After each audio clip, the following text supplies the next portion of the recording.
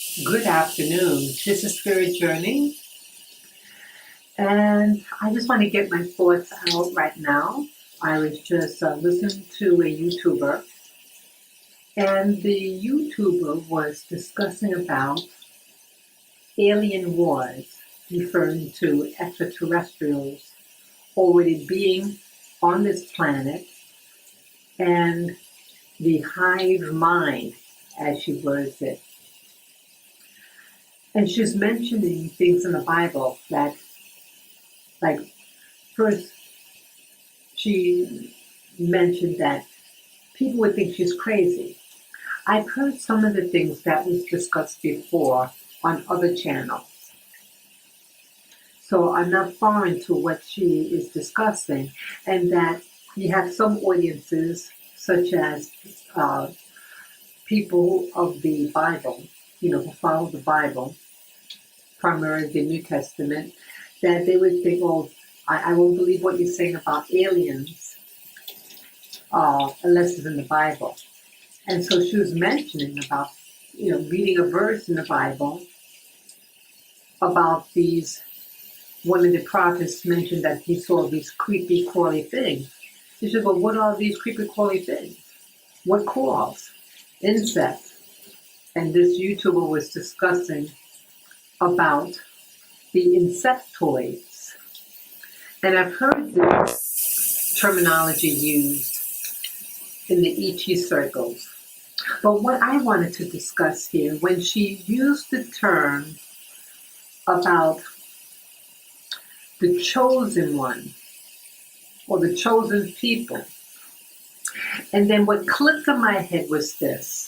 I'm not saying that this person said it, but something clicked when that terminology was used about the chosen one or chosen people. That the ET races that are coming here and doing the experiments on humanity.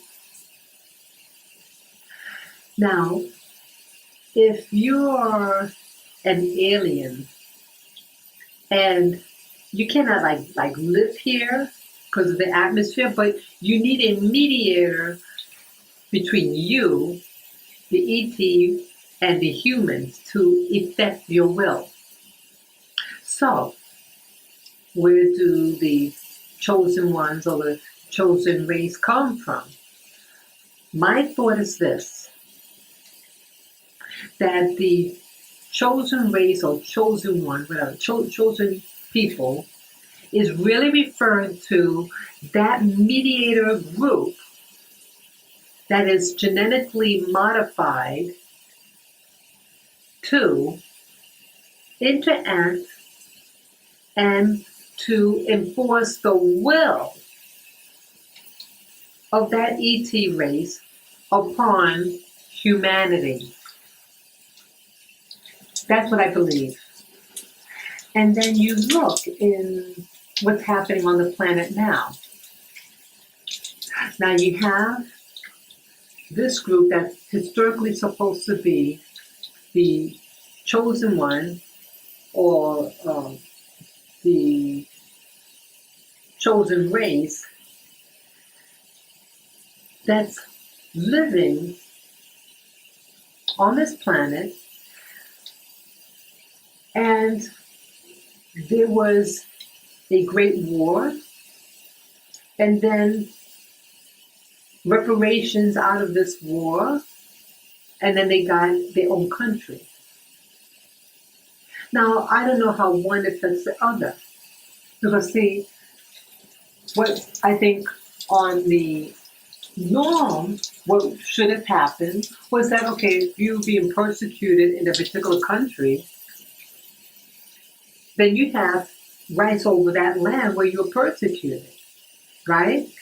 If someone tried to exterminate me and the people of that land, that native land, well, that native land and those native people of that land should give you the land where you were wrong, right? To correct the wrong. But that didn't happen. They chose another place. And I think that's what the goal was. And you ask yourself, why? Why that piece of land? From the very beginning, these beings that are discussed in the New Testament, this Elohim, wanted this piece of land.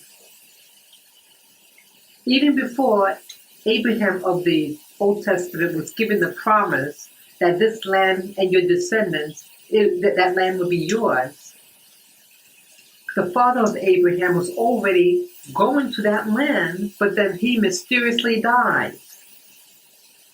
I wonder what happened.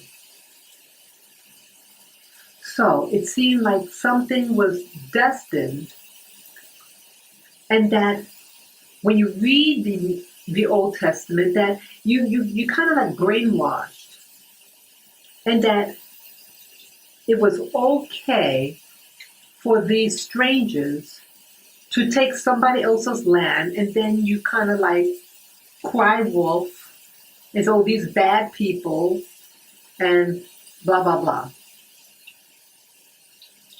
Things were so deliberate, very deliberate.